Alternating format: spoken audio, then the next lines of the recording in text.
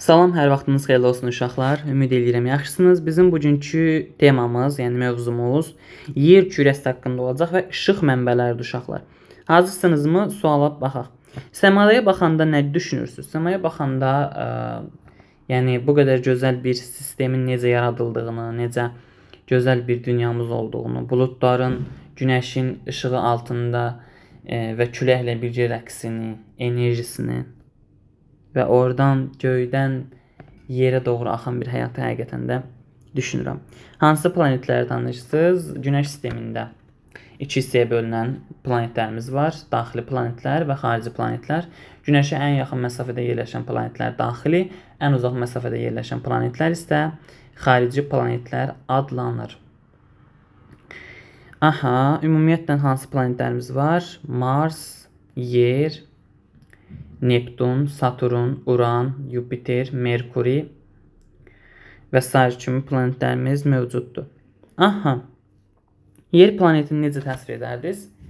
Yer planetini qədim Yunanların mifologiyasında, yəni nağıl aləmində, əfsanələrində belə bir bu cür təsvir edirdilər. Deməli, suyun üzərində üzən yaşıllıq, yəni bu cür düşünürdülər. Onlar həqiqətən də çox gözəl bir düşüncə tərzidir. İşıq mənbələrinə keçid alaq. Gəlin görək nə var, nə yox. Siz gecələr yoxsa gündüzlər ətrafı daha yaxşı görürük sizcə? Təbii ki, gündüzlər daha yaxşı görürük. Çünki onda işıq sistemi təbii olduğu üçün hər şeyi daha təbii formada rahatlıqla görə bilərik. Bunun səbəbi də dediyimiz kimi günəşin işığını bizdən alıb bizdən sonra verməsidir. Yəni məsələn, hazırda günəş var, amma bir müddət sonra olmayacaq. Çünki günəş yer günəş ox ətrafında fırlandığı üçün sonda artıq digər hissələrə öz işığını vermiş olacaq. Onda da bizdə qaranlıq olacaq, onlarda da günəşli olacaq. Axşam vaxtı işıq sönsə nə edərsiniz? Şam yandıraram. Ən gözəl üsul zaten şam yandırmaqdır.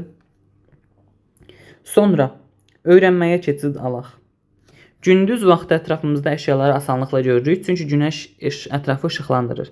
Günəş işıq mənbəyidir. Gecə günəş işığı olmadığına görə ətrafı görmək üçün lampa, şam və fənər kimi işıq mənbələrindən istifadə edirik. Bu işıq mənbələrini insanlar düzəldirlər. Onlar süni işıq mənbəyidir. Günəş və göydəki ulduzlar isə təbii işıq mənbəyidir. Bəli, az öncə dediyim kimi təbii olaraq hər şeyi görə bilirik. Bəzi canlılar qaranlıqda işıq satır, bəziləri isə təbii işıq mənbəyidir. Bunlar təbii işıq mənbəyidir. Günəş, ulduzlar və işılda böcək. Bəli, işılda böcək də təbii işıq mənbəyidir. Süni işıq mənbəyləri şam, lampa və mobil telefon fənəri. Bunlar da nədir? Deməli, süni işıq mənbəyləridir. Bir gözümüzü yumub şirə çöpünün içindən yanan şama baxsaq, çöpü əyib baxdıqda şamın alovunu görürük ümumiyyətlə. Çöpü əyib baxdıqda isə işığın mənbəyini görməyəcəyik, çünki işıq gözümüzə düz xətt kimi gəlir. Bəli, düz trayektorial xətt üzrə daxil olur.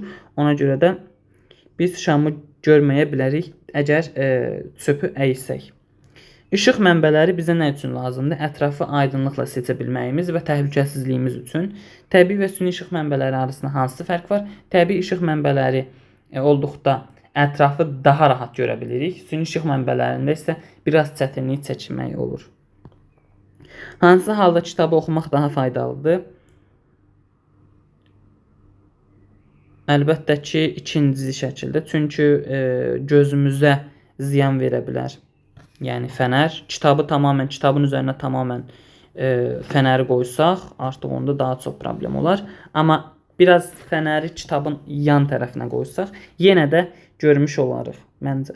Çünki birinci şəkildə daha çox işıq gözümüzə təsir etdiyi üçün biraz göz zəifliyimizə gətirib çıxarda bilər.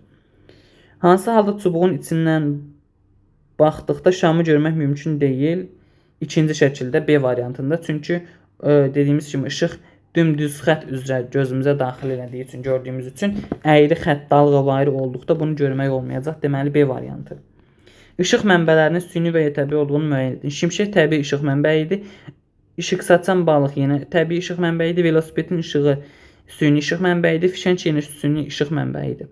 Sonra işıq mənbəyi nəyə deyilir? İşıq mənbəyi rahatlıqla ətrafı aydınlandıra bilən bir işığın daxil olduğu məkan kimi təsvir eləyə bilərsiniz. Süni işıq mənbələrinə nə zaman istifadə edilir? Əgər təbii işıq mənbələri, yəni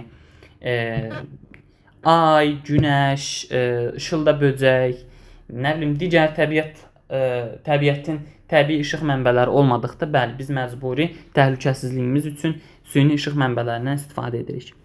Bu günlük bu qədər uşaqlar. Ümid edirəm bugünkü dərsimizi bəyənmiş olarsınız. Sağ olun, salamat qalın. Gələn dərslərdə görüşərik. Hələlik.